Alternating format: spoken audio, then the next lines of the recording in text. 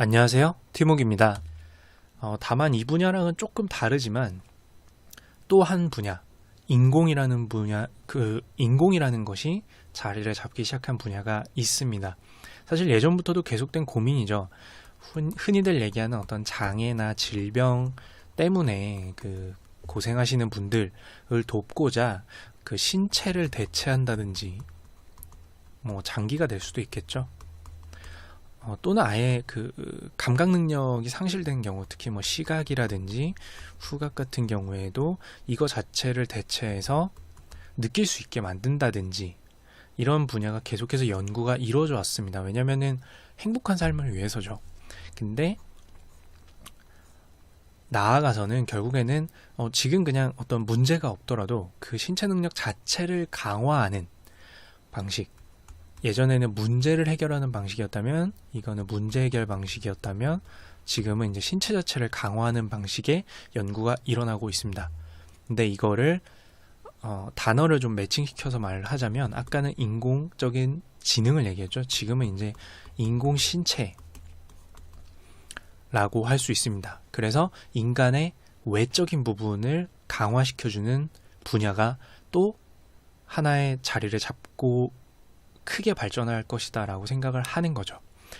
이 분야는 이제 오해가 있을 수 있기 때문에 좀 짚고 넘어가자면 우리가 바이오라고 얘기하잖아요. 생명공학이나 바이오, 약, 의료로 생각을 할 수도 있고요. 그 분야도 물론 발전을 하고 있기 때문에 기계랑은 좀 다른 거 아니라고 생각을 할 수 있는데, 이 분야도 제가 한번 다뤘지만 전자약이나 나노바이오 봇 같은 경우도 마찬가지고요.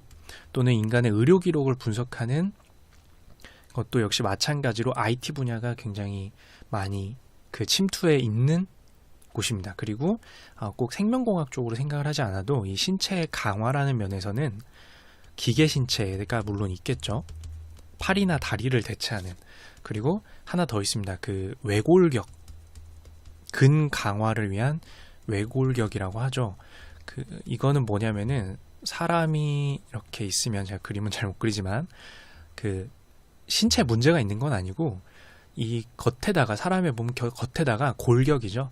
기계로 된 골격을 입으면, 등을 이렇게 고정시켜주는 허리와 입으면 어떤 무거운 물체를 들 때나 소방관 분들께서 어떤 타격을 입는 것을 외적으로 방어해주거나 근력을 강화시켜주는 이런 방식으로 기계와, 그리고 결국은 그 기계를 조작하는 데는 수많은 정보가 필요하겠죠.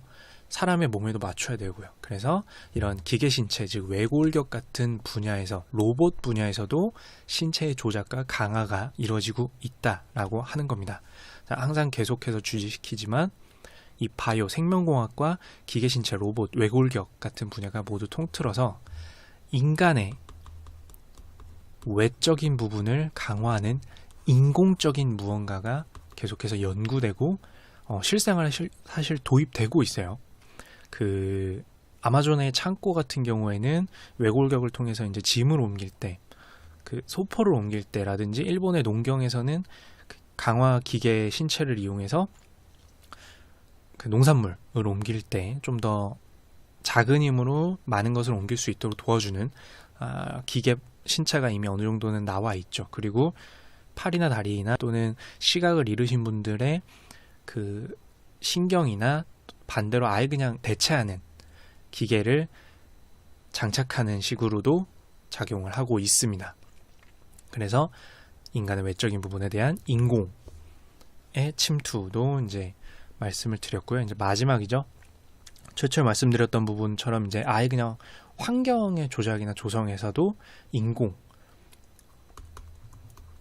환경이나 이거 조금 더 인공 환경 이러면 너무 안 하다 할 수 있으니까요. 인공 기후라든지요.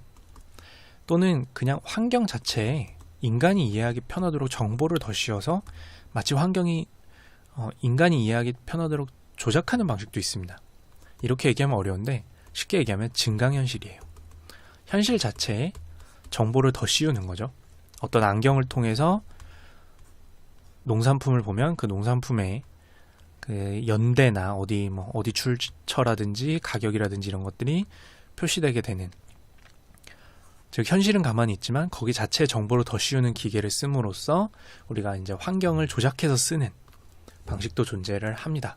그리고 인공기후는 뭐 말 그대로 인공 강우를 만든다든지 이런 방식이겠고요. 인공 환경은 그러니까 지구 차원에서 환경을 바꾼다라기보다는 지금 이제 기계화된 농업 같은 데서 보면은 예전과 같이 그 작은 하우스 하나를 조작하는 게 아니라 거대한 빌딩이나 이런 곳에서 그 환경을 조작해서 농산품을 더 많이 건강하게 생산한다든지 외부 기후와 상관없는 상태에서 생산을 이뤄낸다든지 하는 방식으로도 환경의 조작과 조성이 이루어집니다. 근데 이런 대규모 환경 정보는 우리 그 기상을 맞추기 힘들다라는 거에서도 알 수 있지만 환경 정보는 엄청나게 대량이잖아요. 이것도 사실은 컴퓨터의 처리 능력이 비약적으로 발전하고 저장 능력이 발전하면서부터 가능해진 영역이라고 보면 될 것 같습니다. 그래서 결국에는 이제 인간의 내외뿐만 아니라 아예 인간의 바깥에 있는 환경까지도 인공적으로 조작, 조성 또는 사람이 습득하기 편하게 만드는 기술이 계속해서 발전할 것 같다라고 생각을 했습니다. 이거는 어떤 의미에서 사람을 강화시켜 줄까요? 말 그대로 사람이 살기 편한 환경을 조성한다든지 사람이 생존해낼 수 있는 능력을 비약적으로 발전시키는 게 되겠죠. 그런 식으로 그 총체적인 이해를 해야 하나의 키워드로 묶어서 생각을 길을 잃지 않고 해낼 수 있을 것 같습니다.